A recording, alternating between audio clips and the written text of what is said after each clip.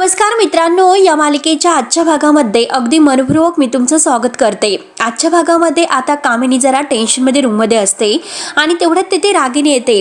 रागिनी म्हणते की आई तू अशी का बसलीस, आणि हे बघ आता त्या कमळीला मात्र धडा शिकवायचाच आणि त्या कमळीचा आगाऊपणा आपण सहन करायचा नाही, त्यासाठी आपण करू काहीतरी नक्की करूया। त्यावर आता कामिनी रागिनीला विचारते की काय करूया, तर रागिनी म्हणते अगं हे पण आपण म्हणजे तू करायचं। आणि आता कामिनी म्हणते की काय करणार आहे नक्की सांग मला, आणि काय असं कमळीची गाथा तू गात आहे सांग ना, नक्की काय करायचं आहे, काय विचार केला। रागिनी म्हणते की अगं आपण म्हणजे आई, अगं तू विचार करायचा आहे की नक्की काय करायचं। आणि तेवढं तिथे अनिका येते। अनिका मात्र आता कामिनीवर हसते आणि म्हणते की इने तर काही केलं तर शेवटीचा पचका होणारच आहे। तेव्हा रागिनी अनिकाला म्हणते की जरा तुझ्या थोबडाला कुलूप लाव। तेव्हा आता अनिका म्हणते की का मी गप्प बसायचं, सांग ना, मी जे काही बोलत आहे ते अगदी खरं बोलत आहे, का तुम्ही त्या कमळीला इतकं घाबरता, तिला घराच्या बाहेर काढा आणि काहीतरी फालतूचे प्लॅन तुम्ही बनवत बसा, असे बोलून अनिका रागाने तिथून जायला निघते। तर कामिनी म्हणते की अगं बाळा ए इकडे चल लवकर, आणि रागिनी लगेच अनिकाच्या हाताला धरून तिला कामिनी समोर उभी करते। तेव्हा कामिनी अनिकाला विचारते की मला एक गोष्ट खरी सांग, तुला खरंच तुझी ग्रॅनी आजी मॅड वाटते का, तर अनिका म्हणते की हो। त्यावर आता कामिनी म्हणते की हे बघ मी तेच करत आहे, आणि त्या गौरीच्या मागावर माझी माणसं तर आहेतच, आणि ती माणसं मात्र गौरीला नक्की पकडणार आहे, हे अगदी 100% खरं आहे। एकदा की ह्या गौरीची मुलगी आपल्या हातात आल्या तर मात्र आपल्याला काम फत्ते करता येईल, पण त्या अगोदर मात्र काही झाले तरी ह्या कमळीला मात्र आपल्याला घराच्या बाहेर काढलंच पाहिजे, नाहीतर ही कमळी मात्र उलट सुलट आता त्या अन्नपूर्णा आजी आणि राजन यांच्या मनामध्ये काहीतरी भरवत राहील। त्या प्रेतानंतर मात्र या म्हातारीची ही अशी अवस्था झालेली आहे, जर इथे राहिली तर मात्र आता ती म्हातारी नक्की बरी होऊ शकते, आणि आता आपल्याला हे होऊन द्यायचं नाही, त्यासाठी आपल्याला तिला घराच्या बाहेर काढावंच लागेल।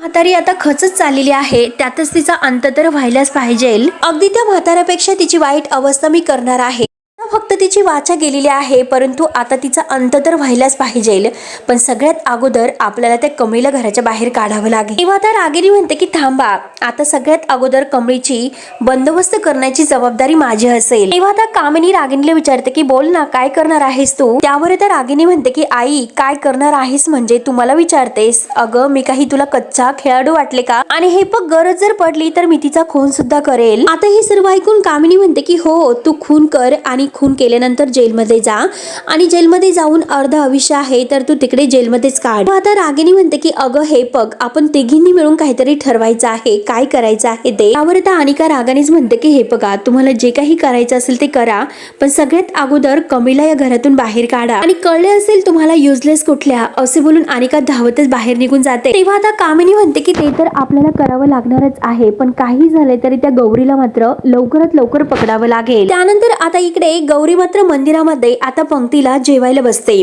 आणि तेथे आता कामिनीचे गुंड येतात, आणि ते कामिनीचे गुंड आता सगळ्यांना धमकावतात, इथून कोणीही हलायचं नाही। आता मात्र ही गौरी आहे तर तिने आता जी साडी चोळी मात्र आता गुरुजींनी देवी आईची तिला दिलेली आहे, तर ती नेसून तेथे डोक्यावर पदर घेऊन मात्र जेवायला बसलेली असते, आणि तिचं लक्ष आता कामिनीच्या गुंडांकडे जाते, आणि त्यांना बघून तिला तर धक्काच बसतो। कामिनीचे गुंड म्हणतात की येथून कोणीही हलायचं नाही, आणि तेवढ्यात त्या गुंडाच्या मोबाईलवर आता कामिनीचा कॉल येतो, आणि कामिनी विचारते की सापडली का। तेव्हा आता तो गुंड बोलता बोलता म्हणत असतो की आता ती इकडेच आहे, आता मंदिरात आल्याची आम्हाला खबर मिळालेली आहे, आणि बोलता बोलता आता प्रत्येक बाईचा पदर हटून तो त्या गौरीला शोधत असतो, आणि तो आता म्हणत असतो की काळजी करू नका मॅडम, तिला दिसता क्षणीच मी संपवतो। गौरी आता हे सर्व ऐकते, आणि येथे मंदिरात मात्र जे भिकारी बसलेले आहेत त्यांनाच बघत आहे। तेव्हा कामिनी म्हणते की आता तिकडे शोधा, आणि तिच्या चेहऱ्याला लागलेले आहे, कपाळावरती पट्टी असेल तिच्या, आणि हाताला सुद्धा लागलेले आहेत, आणि फोटो मी तुम्हाला पाठवलेला आहे, तिच्यासारखी दुसरी कोणतीही बाई दिसणारी आहे तर तिला सोडू नका, आणि जर रिकाम्या हाताने परत आला तर काय करेल मी मारून टाकेल, कळले ना तुम्हाला। आणि तेवढ्यात आता बोलता बोलता तो प्रत्येक बाईच्या चेहऱ्यावरील पदर अगदी बाजूला करून पाहत असतो।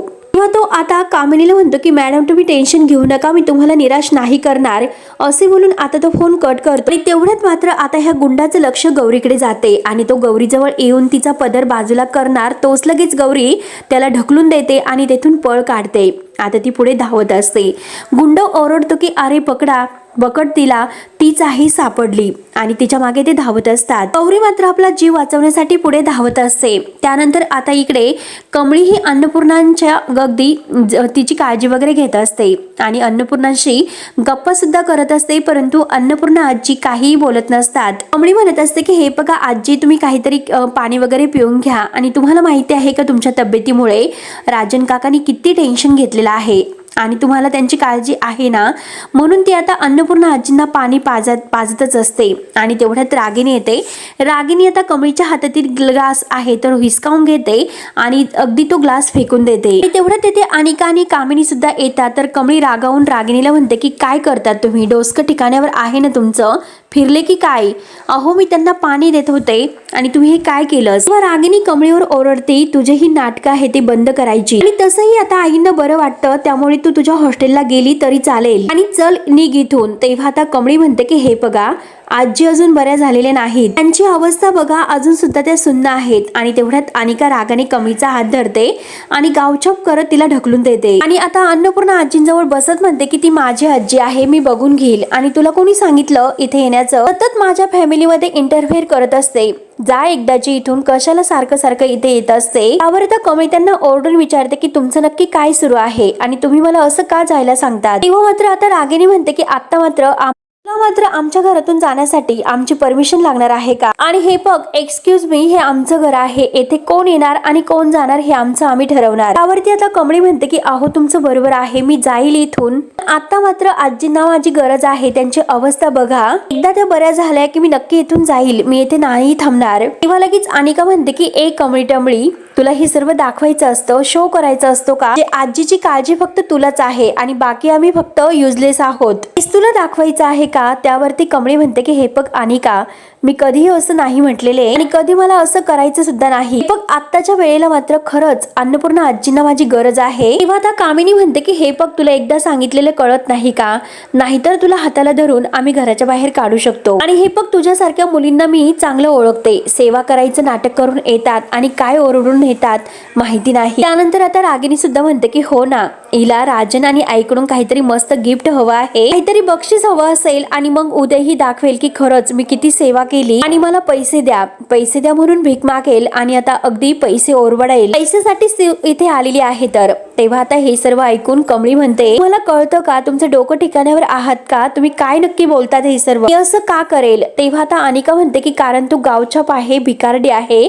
आणि तुला पैशाची गरज आहे, पण तू एक सेकंद ऐकून घे, आम्ही मात्र तुला 1 रुपया सुद्धा देणार नाही, तर ऑलरेडी आमच्याकडे सर्वांची खूप गर्दी आहे आणि त्यात म्हणजे तू कशाला येते परत आलीवर, आणि हे बघ आम्हाला जर गरज असेल तर आम्ही नर्स आहे ती पे करू, तुला का पे करू आम्ही. त्यावर आता कमळी मात्र जीव तोडून म्हणते की हे बघा मला पैशांची गरज नाही आणि मी कधीही पैसे नाही मागितले, आता मात्र आजींना औषधाची नाही तर जवळच्या माणसांची गरज आहे. त्यावर आता अनिका म्हणते की हो, आम्ही तर तिच्या जवळचीच माणसं आहोत, आम्ही तिची काळजी घेऊ. तेव्हा आता लगेच कमळी म्हणते की हे बघा रक्ताची माणसं जवळ असून काही उपयोग नसतो, आता जरी नसलं ना, जो आपल्या जवळ असतो तोच आपल्या सगळ्यात जास्त जवळचा माणूस असतो. आणि त्यानंतर मात्र कामिनी म्हणते की हे असं नाही ऐकणार. कामिनी मात्र आता कमळीच्या हाताला धरते आणि तिला अगदी ओढत ओढत घराच्या बाहेर काढत असते. त्यानंतर मात्र आता इकडे गौरीही धावत असते आणि तिच्या मागे आता हे कामिनीचे गुंड अगदी तिला पकडायला पळत असतात. तेव्हा आता ती एका ठिकाणी येते आणि एका पत्र्याच्या मागे लपते आणि आता ते गुंड अगदी तिला शोधण्याचा खूप प्रयत्न करतात आणि तेथून ते बाजूला निघून जातात. तेव्हा आता गौरी तेथे मागेच लपलेली असते आणि परत ती तेथून आपला जीव वाचवत जायला निघते. आता रोडने ती धावत असते. त्याच वेळेस आता धावता धावता तिच्या समोरून मात्र ऋषीची गाडी येते. आता ती ऋषीच्याच गाडीला जाऊन धडकते. गाडीला मात्र धक्का लागत ती आता खाली पडते. तर ऋषी घाईने गाडीच्या खाली उतरतो आणि ते गुंड मात्र आता त्या झाडांच्या अगदी झुडपातून बघत असतात आणि ऋषी गाडीच्या खाली उतरून जेव्हा आता बघतो तर साधना मावशी त्याला दिसतात आणि तो म्हणतो की साधना मावशी तुम्ही ठीक तर आहात ना, तुम्हाला लागलं तर नाही ना, आणि हे बघा तुम्हाला कुठे कुठे शोधलं नाही, तुम्ही असं न सांगता कुठे गेला होता. ऋषी तिला विचारतो की तुम्ही असं कुणापासून अगदी पळत आहात, कोण तुमच्या मागे पाठलाग करत येत आहे. आता गौरी ही मागे बघत असते की नक्की ते गुंड येतात की काय.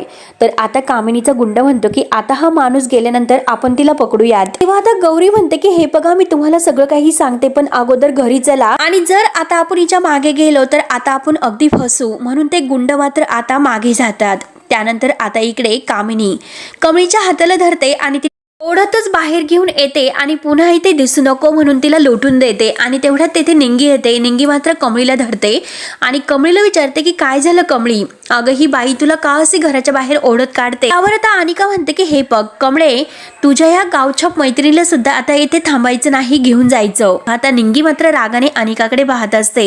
ती रागाने विचारते की तिने काय केलं, का तुम्ही तिला असं लगेच बाहेर ढकलून देतात, ती तर येथे अन्नपूर्णा आजींची काळजी घ्यायला आली होती. त्यावर तर रागिनी लगेच निंगीला म्हणते की निंगी, अगं तुला इथे लेक्चर देण्यासाठी येथे बोलावलेलं आहे का, नाही ना, मग त्यामुळे थोबाड बंद ठेवायचं आणि इथून चालतं व्हायचं. कामिनी मात्र त्यांना म्हणते की आता आणखीन एक गोष्ट तुम्ही लक्षात ठेवायची, यापुढे मात्र आता या घरामध्ये पाय सुद्धा ठेवायचा नाही, दोघीही तुम्ही मला इथे दिसायला नको. तेव्हा आता निंगी त्यांना घाबरत नसते. निंगी म्हणते की का पण, आणि तुम्ही सांगणारे कोण आहात. आता कमळी सुद्धा येथे थांबणार आणि मी सुद्धा येथे थांबणार. राजन सरांनी स्वतः कमळीला येथे थांबायला सांगितलेलं आहे, मात्र आम्हाला राजन सरांनी येथे थांबायला सांगितलेलं आहे, त्यामुळे आम्ही कुठेही नाही जाणार. तेव्हा आता रागिनी म्हणते की हो ना, माझा राजन अगदी हळवा आहे आणि भोळा आहे, त्याला नक्की घरात कुणाला थांबून ठेवायचं हेच कळत नाही. तेव्हा आता निंगी म्हणते की हो, हे मात्र तुम्ही अगदी बरोबर बोललात, कारण त्यांना हेच कळत नाही की कोणाला आत ठेवायचं आणि कोणाला बाहेर काढायचं. तेव्हा आता रागिनी निंगीवर धावून येते तर कमळी आता रागिनी काकीवर ओरडते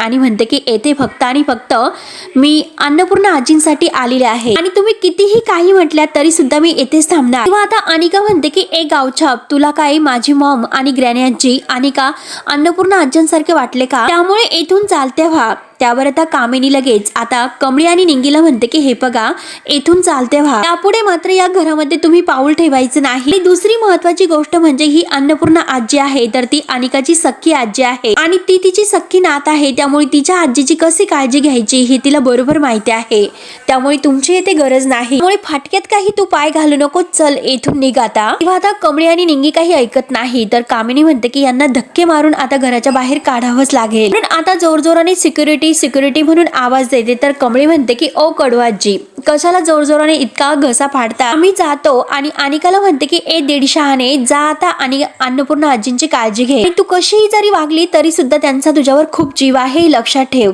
आणि कमळी आता निंगीला म्हणते की चल आता, म्हणून कमळी आणि निंगी तेथून निघून जातात.